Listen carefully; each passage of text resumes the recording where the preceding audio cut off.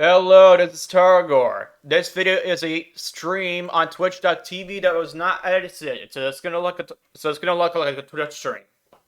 Welcome to my vision of World of Warcraft Classic Plus. The design direction of my vision of Classic Plus is substantially different from the retail WoW, Circus Shadowlands, and the private servers Vanilla Plus and Turtle WoW. Substantially different than those. This is partially because this aims to fix Vanilla WoW's many problems first, flesh out and polish what was already there second, and add new content third. This is part of a playlist of videos. Check this video's description for a link to the playlist. The document displays my vision of Classic Plus, and the document's version number is version 1.5.17. All versions of the document are based upon patch 1.12.2 of World of Warcraft.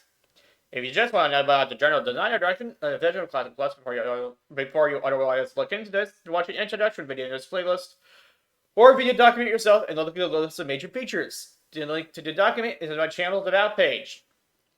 That and I do not have a team of people or however working with me to make an actual private server edits. This is all pure design as far, and I ain't done yet. Now, some of the character creation changes are technically covered in the servers video, but only technically. It's stuff more about what kind of realm you want to pick than what kind of character you want to create. So, the actual character creation changes. The character creation process shall be revamped as such. After clicking on a realm and successfully logging into it and arriving at the character creation screen, you click Create New Character button as before. After clicking an RP or RPPP server and attempting to reach its character creation screen, without having a character on the server, you'll be presented with a pop-up window before attempting to access this character creation screen.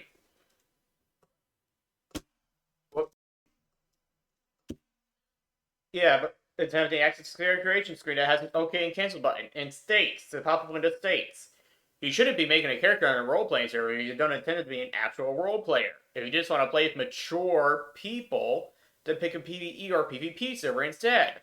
Going for long enough on a role-playing server, not counting time spent offline, without making a genuine effort at being a role player is a bannable offense. The in-game tutorial on these servers will contain some of the bare basics of role-playing, including to what extent role-playing is expected to be done, and how seriously you'll be expected to take it if you play there. After the below 1 minute timer elapses, you may click the OK button. That 1 minute timer, make sure that you can read it. Here, I'm gonna turn this into a proper noun. However the fuck.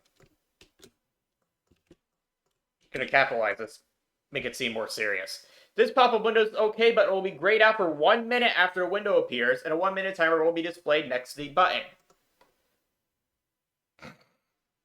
Then, regardless of server type, you'll be presented after that window. Regardless of server type, you'll be presented with a large window that enables you to choose your faction with these specifics. In the upper right corner of the window is an X button of a predictably small size, which obviously cancels character creation to close the window.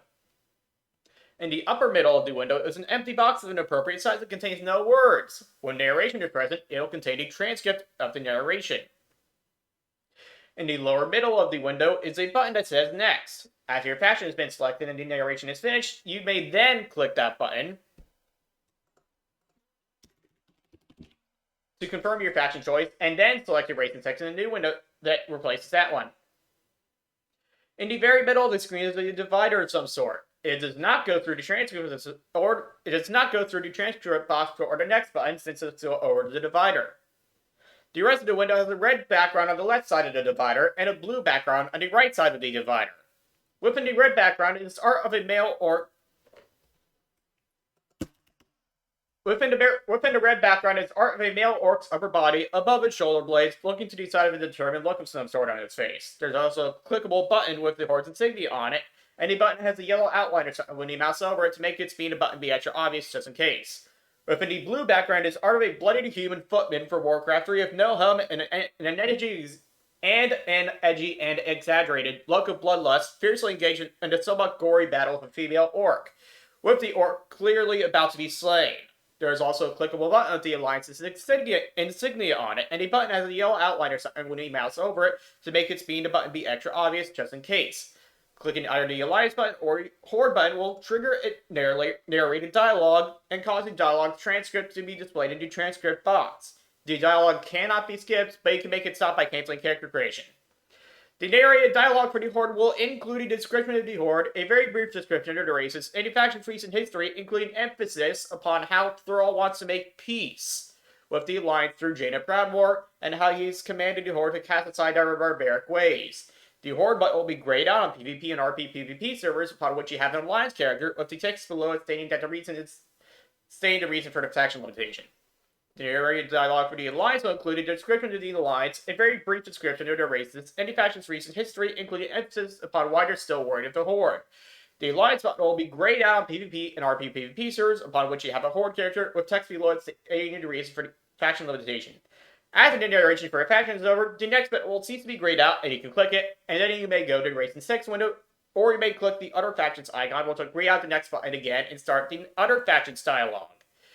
If you then change your mind again and go back to the faction you've already heard the entire dialogue for, then you won't have to hear it again once you've canceled character creations, and instead that is the okay, but will not be grayed out again.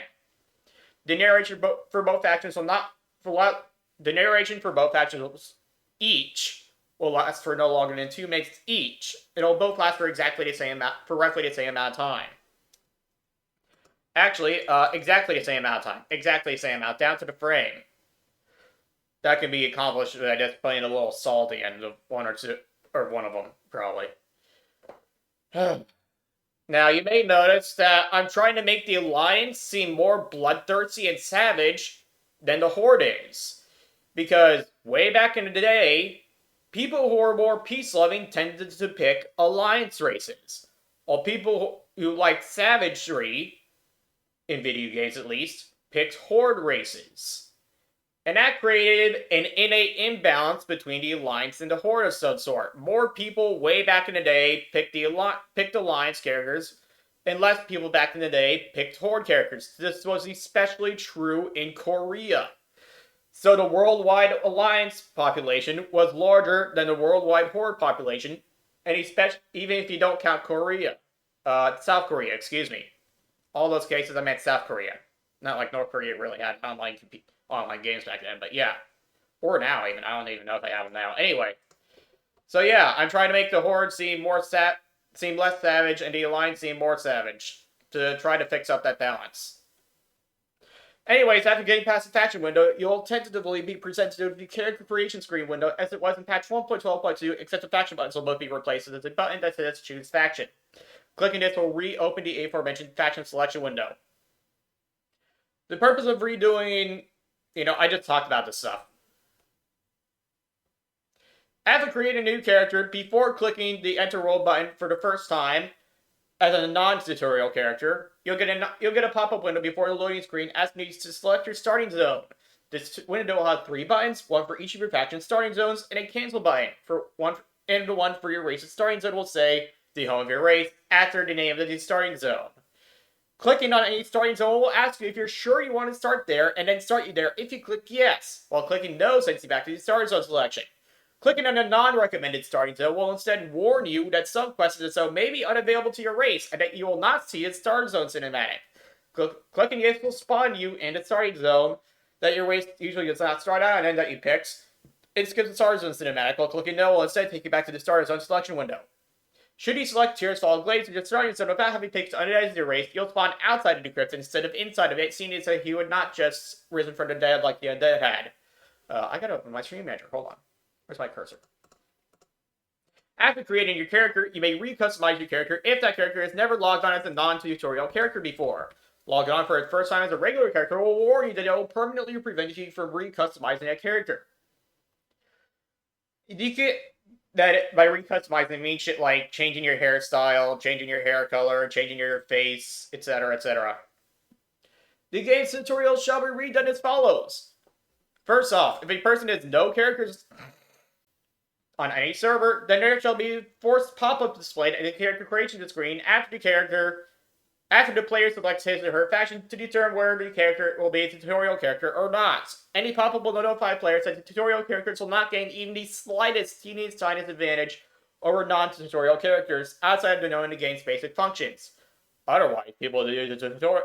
If that little blip was not there, then people will do the tutorial thinking that they can get reputation or some shit out of it, and then they don't only do it for that. But no, you're not going to even get that out of the tutorial. It's just for learning the game. If the player changes his or her mind before clicking the Enter World button, the new player may change his or her mind in the character creation screen by checking the tutorial character option that'll be located between the class icons and the skin color options. If the player decides that the character will be the tutorial character, then after the Enter World button is successfully pushed by the player will not see a Star Zone cinematic and will instead be placed into and the player gets past the starter zone selection window. Then the player will not see a starter zone cinematic and will instead be placed into an instanced tutorial in the race's capital city, in a new part of the capital city, which is accessible after completing the tutorial. These instances are special in that you cannot enter them if you are in a group, and you cannot exit them to your respective capital city unless you have seen or skipped the starter zone cinematic, which comes after said tutorial. The name of the zone will be different for each tutorial instance. The one in Stormwind can utilize the portal that was originally intended for player housing, so that portal is going to go to use of some sort. There will not be player housing, by the way. All dialogue in these tutorial zones will be in double parentheses in order to attempt, even if only vaguely, to not break immersion for role players. If you have not seen or skipped the Starter Zone cinematic yet, and someone tries to whisper you or vice versa while you are in one of these tutorial instances as a tutorial character, the whisperer will get an error message that tutorial characters cannot whisper people or be whispered to, and if you try to invite them to a guild, then they will not receive the invitation. You'll instead get a similar error message. If you have already seen or skipped the Star Zone cinematic, then an NPC will spawn in the tutorial instance that'll let you re-watch the Star Zone cinematic. Do note that you can go back to the tutorial instance after you finish the tutorial. You don't have to go all the way back to the capital city to do that. All the way to the capital city.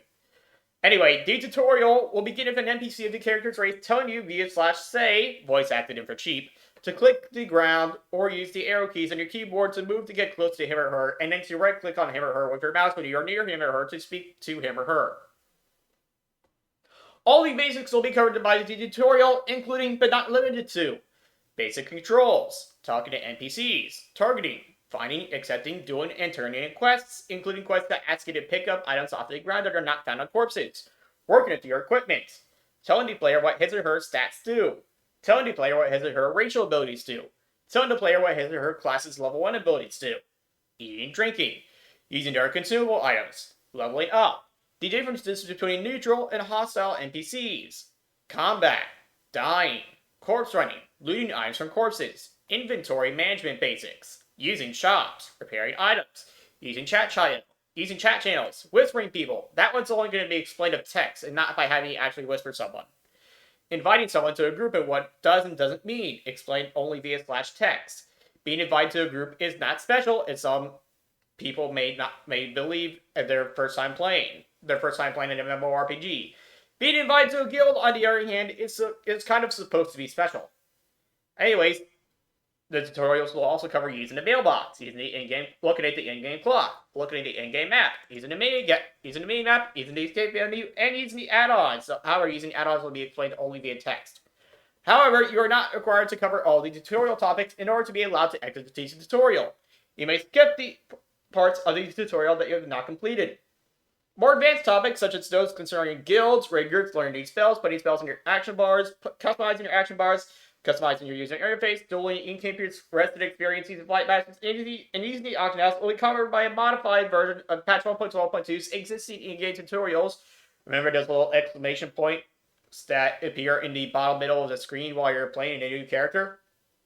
Or without your UI configured? Yeah, those tutorials.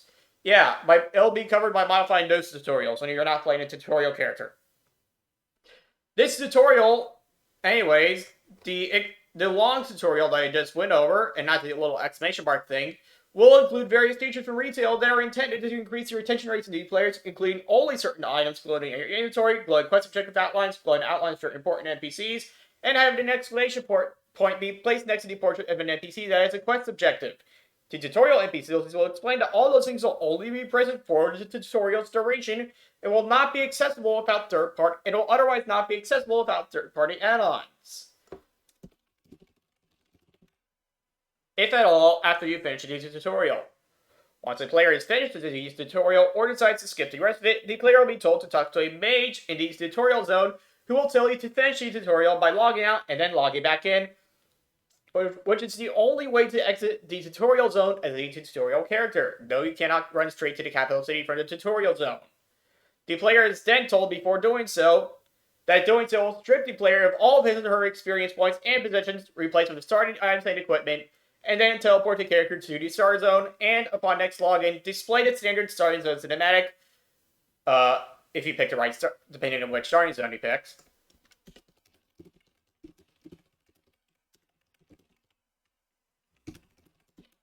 And then that'll automatically be skipped if you're not on a race to perfect the starting zone. Upon logging out of a tutorial character that has completed the tutorial, the character will be converted into a regular character, even if you don't talk to that mage NPC. You will then retain his, and then your regular character will retain his or her name and customization options, which may be changed via the above-mentioned